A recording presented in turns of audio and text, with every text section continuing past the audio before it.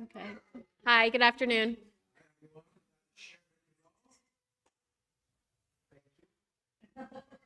You want to teach the rest of the class?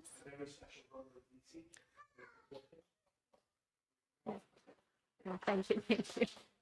Today's class will be dedicated for Shalema, for Moshe, and Sarah. Rivka. Amen. Okay. Um, so it's been a while, but Baruch Hashem, the sun is out.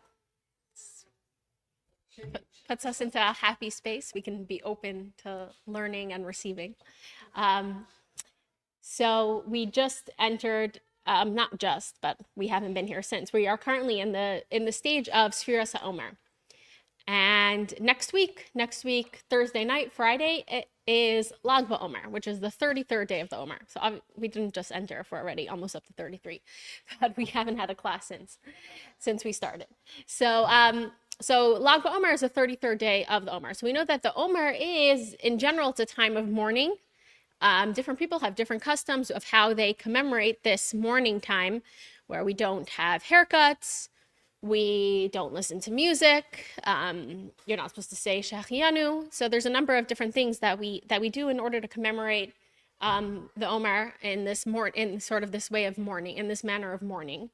And what is it that we are mourning? We are mourning the death of Rabbi Akiva's students, 24,000 students.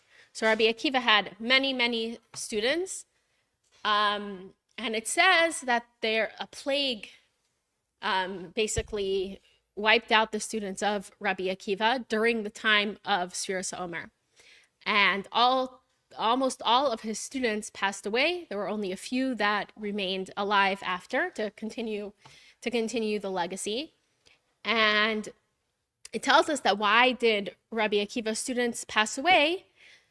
The language is Shalai Nagu Kavod Zeh Lazeh, that they didn't act respectfully to each other.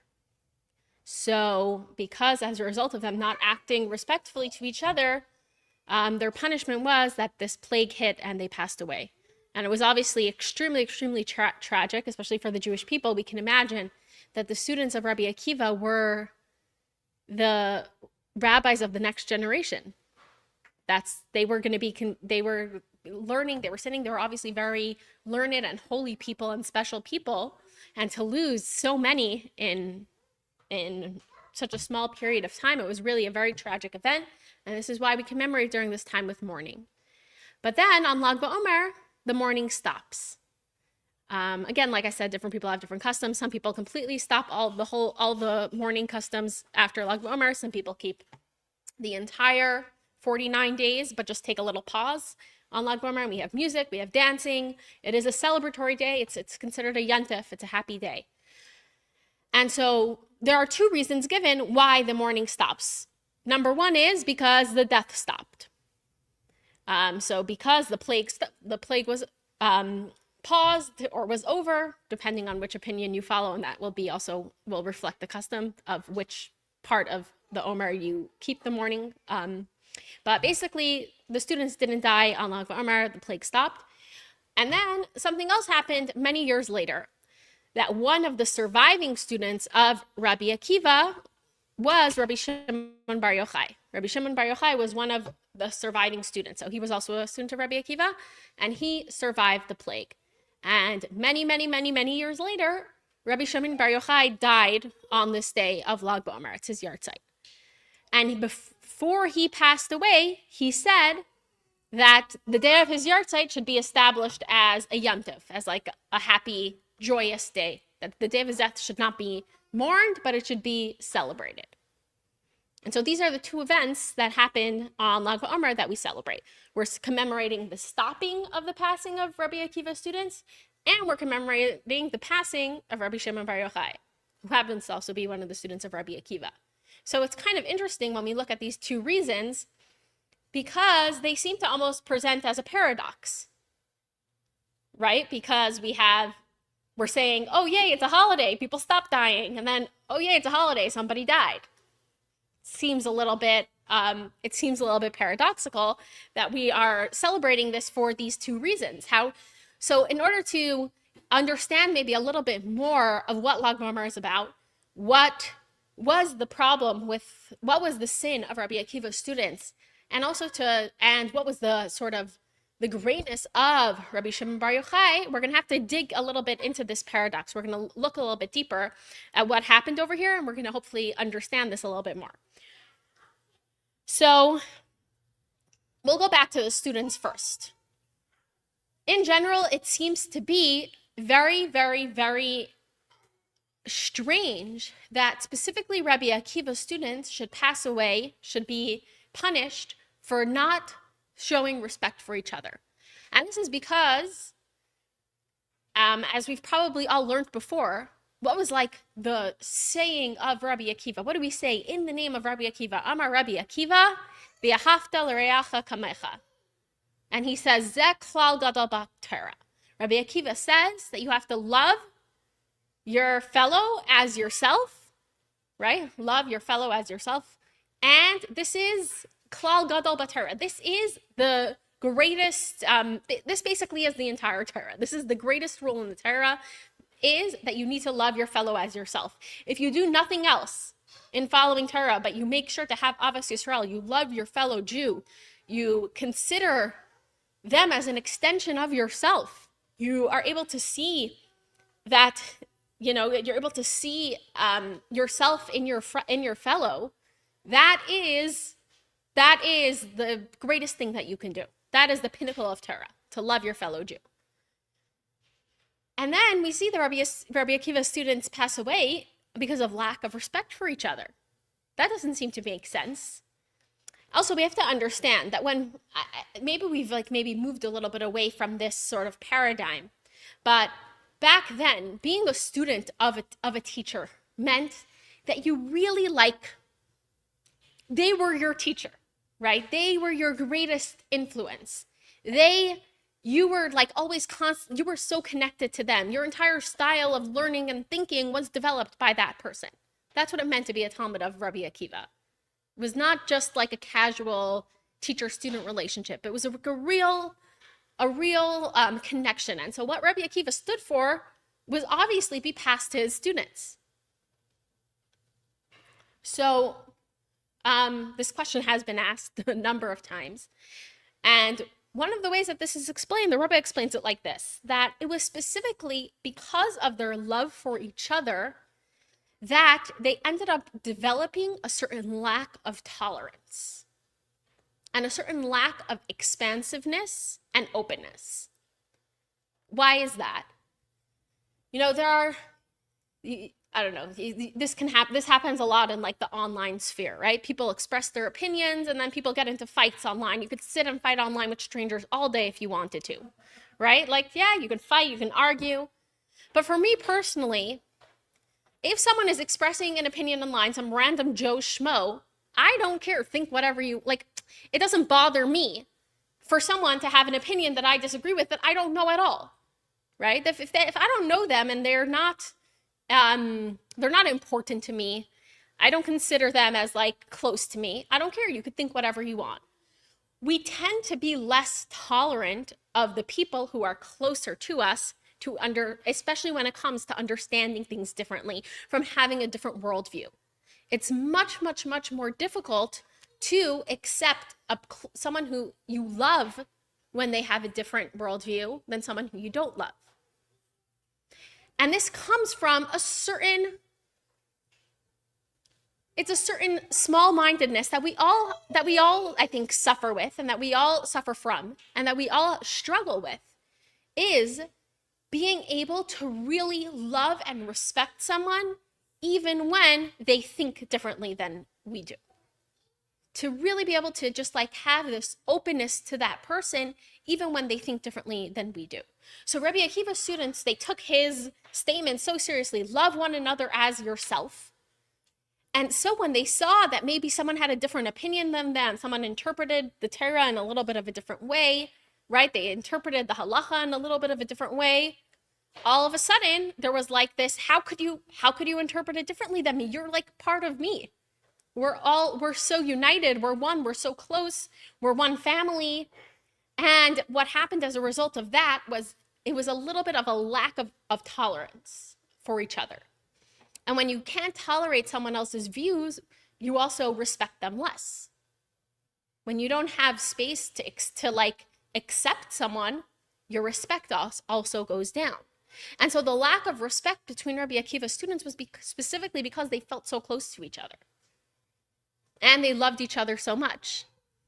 And then they really wanted the other people to have similar views as them. Now, there's a very interesting story that it says about Rabbi Shimon Bar Yochai. Rabbi Shimon Bar Yochai, we know, was, this happens after Rabbi Akiva is already no longer alive, I believe. Rabbi Akiva was killed by the Romans. And the Romans also wanted to capture Rabbi Shimon Bar Yochai. So Rabbi Shimon Bar Yochai had to go into hiding.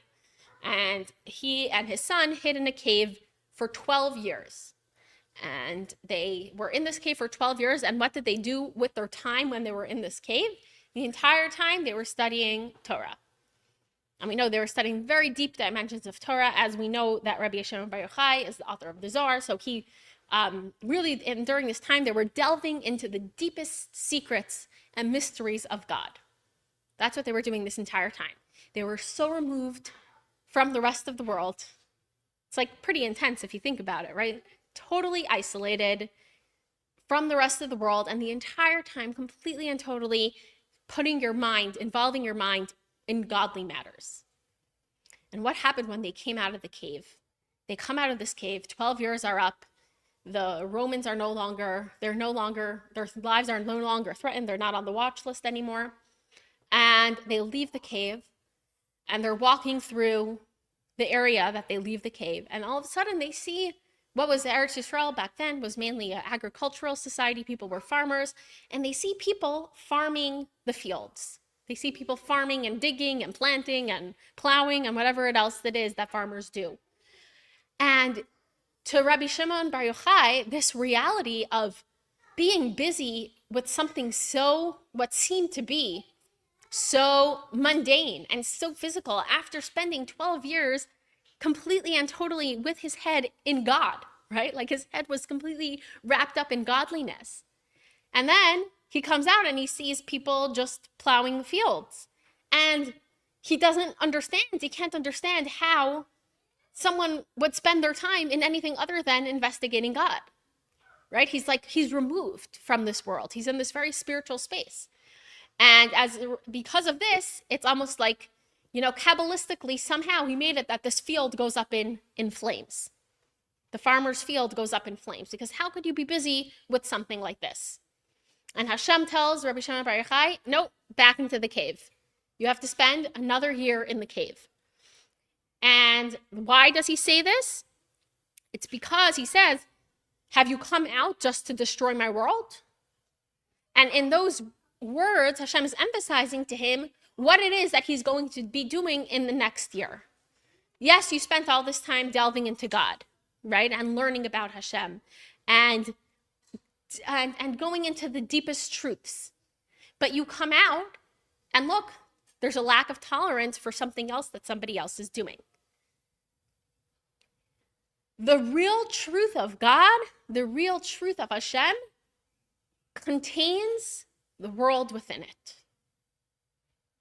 That's why he says, you're coming out just to destroy my world. Hashem created the world, and Hashem created us to work the land and to go into the world, to deal with the world.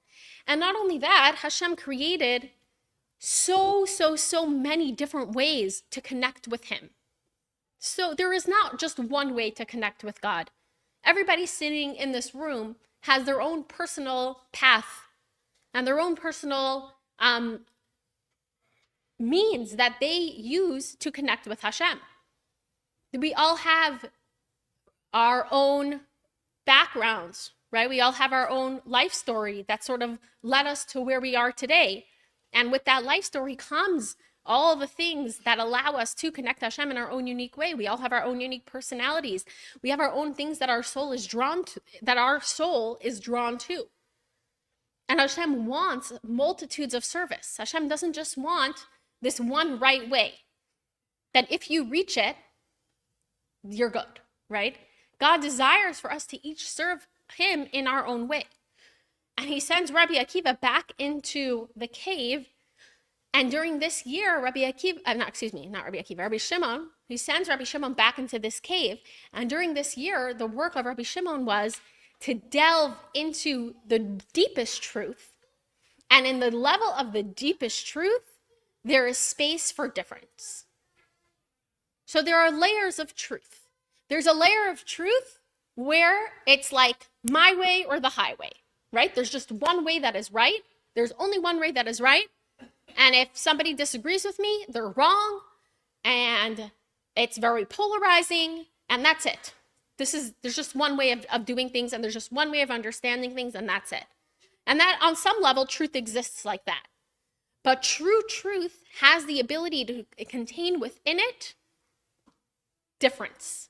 True truth comes along with a certain sense of wonder and curiosity about how somebody else views something, how somebody else understands something. And after that year, he's able of delving into even the higher level of truth, not just God as he is removed from the world, but God as he is within the world. And if God is within the world, that means everything in this world is a means to connect with Hashem. Rabbi Shimon is able to come out of the cave, and from that space, he's able to heal the world instead of destroying it. He's able to add to the world with that viewpoint and with those eyes. He's able to add to the world. And this is like, I think sometimes we struggle with this. There's basically, I think there are people, we either act one way or the other, and it's hard to find the balance. We have to understand that there's a dimension of divine truth that tolerates expansiveness, right? And that tolerates open-mindedness, and that tolerates curiosity. Often, when you're in like a religious environment, we shut down. There's a tendency, not we, because I don't think we do that here, but there is a tendency to shut down questions or, doing things maybe in a slightly different way. There's that tendency. And a lot of that comes from fear of preserving what we know to be true and what we know to be real. But instead of just preserving what we know to be true, we shut down anything that comes a little bit close to somebody having their own personal experience. And what Rabbi Shimon Bar Yochai learns in the cave is that there are different ways to connect with Hashem. There are many ways to connect with Hashem. And Hashem created us differently on purpose so that we can each develop our own relationship with him and our own unique relationship with him. And more than that, Hashem created us differently so that in this world, in the space that we are at, in the space that we are in, we are able to change the space that we're in. If we were all exactly the same, then we would only be able to change one space of the world. We would only be able to, if we were all interacting in the same way, if we all had the same profession, if we all were involved in the same thing, our scope would be limited. But it's specifically through our difference that we're able to be the most wide-reaching to everywhere in the world and really transform the world and bring light into the world in this way. And it says that on the day of a tzaddik's passing, the Tanya speaks about this. It says that on the day of a tzaddik's passing, his energies and the things that he stood for and believed for really radiates very strongly in this world. So this is why on Lag BaOmer, we celebrate Rabbi Shimon Bar Yochai, even though he passed away. But this energy of tolerance, which is also the opposite of why Rabbi Akiva's students passed away, right? Because there was this lack of respect for each other. There was this lack of respect for different ideas and different opinions. So they're really part of the same theme. And this is part of what we're celebrating on Lag BaOmer. We're celebrating the fact that we have a truth that is so real that it's able to contain multitudes, that it's able to contain curiosity and wonder. But at the same time, we learn a lesson also from Rabbi Akiva's students, which is that on some level, there's different, let's go back to what Rabbi Akiva said. Rabbi Akiva said, we need to love each other as we love ourselves, right? V'ahavta l'reacha kamocha. Love each other as we love ourselves.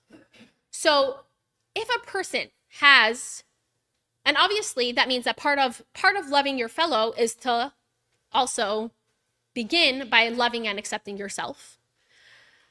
But if a person has a healthy sense of self, how is it that we deal with ourselves? How is it that we view ourselves? So on the one hand, we respect ourselves, right? That's hopefully, like I said, if a person is healthy and is in a good space, we have an element of self-respect. Even when we do something wrong, we're able to forgive ourselves. When we do something wrong, we're able to forgive ourselves. At the same time, if you're a healthy person, you're not satisfied with just the status quo. If you're a healthy person, you want to change and you want to grow and you want to become better. But that all that is wrapped in a certain self-respect and a certain self-love. Right? This is how we change ourselves. And this is really also the process of Sfiras Omer, is this process of changing ourselves and transforming ourselves. But the only way we can transform ourselves is with a certain acceptance of who we are. And also it's an acceptance of who we are and a vision of who we could be. That's how we transform ourselves. And so similarly, also we learned from the students of Rabbi Akiva a lesson, even though they went about it in the wrong way, that sometimes we have a tendency that when we love someone, we sort of go to the opposite side. We said we need to love and accept with tolerance, but at the same time, we're not supposed to indulge our fellow person in just allowing them to make mistakes. Because at the end of the day, we said there are multiple routes to get to the truth, but at the same time, there is also wrong, right? So there's many, many ways to access the truth, but then there are also things that are not true. And there are also beliefs that are false, and there are also beliefs that are not valid. So it takes like this balance, and there's this, and this is the balance that we're working on achieving during this time of the Omer, where I have enough openness to be able to accept the different paths to the truth, and at the same time, I have enough strength not to indulge somebody when I see that they are on the wrong path. But when they're on the wrong path, it's not that I lose respect for them, because when I'm on the wrong path myself, do I lose respect for myself? No, I'm still able to love myself. So if I really see someone as an extension of myself, and I have this healthy sense of self, then I'm able to hopefully speak to them and relate to them in a way where I can I can really redirect them onto a different path or explain why I think their path is wrong without losing my respect for them. And if I don't lose my respect for them, not only is it that I am accomplishing something within myself, that I'm able to, again, see difference and not lose respect, but also the person on the other end is so much more open and willing to change. Because when they see that you do respect them and that you do care about them, there's so much more openness to receive and accept what you're telling them. And I think that also extends to ourselves. When we go into this very negative talking space to ourselves, where we just tell ourselves, oh, I'm such a terrible person, I always mess up, I always feed back into that very negative loop of within our own minds of all the bad things about ourselves, and we can go on, then we don't actually change ourselves because that's just a loop that we get stuck in, and that doesn't actually allow us to activate and change in a positive way. But when we're able to step back and say, I can still respect myself. I am still a good person. I maybe got a little misguided in one area. I maybe, my understanding of something is maybe a little bit not so aligned with the truth. I have certain impulses that make it difficult for me to do the right thing, but at the same time, I'm a good person and I can respect myself. Then I'm able to also listen to myself. And then from that space, create change within myself. So this is sort of that middle path that we need to find, where we can love other people and we can accept the fact that there are a million different ways to connect with Hashem, while at the same time, and so completely and totally tolerating them and respecting them, and knowing that their way is part of the truth, and at the same time, not just turn a blind eye when I see something that is so blatantly wrong, which is sometimes our tendency to do. It's like, it's scary it feels a little overwhelming to not to approach someone if you think that maybe they're not on the correct path. And obviously there needs to be the right way to do it. And it comes with so much sensitivity. But again, the underlying force of that needs to be respect. Because that's what we said, that what were they lacking? It doesn't say that they were lacking love, right? It doesn't say shalai, that they didn't love each other. It says shalai nagu kavod, that they didn't act respectfully. So it's specifically so you can love someone and not respect them. But when you love someone and you respect them, then you're able to approach them, and even about something that may be a little contentious, and still have a positive and productive discussion about it, right? So yes, just to wrap everything up, that this is sort of one of the, like we said, the energy of the tzaddik is strongest on the day that he passes away. So this is an energy that we're moving into this time of Lag BaOmer, where we can take the time to maybe tap into the deepest truth that is able to hold so many possibilities. And I think that the world that we're living in right now can really benefit from us doing this work, because if we do it individually, hopefully it extends. But we live in a world where things are very black and white. People don't have a very it's not easy to find the nuance, because so much of the information that we receive, everything we receive is received so superficially.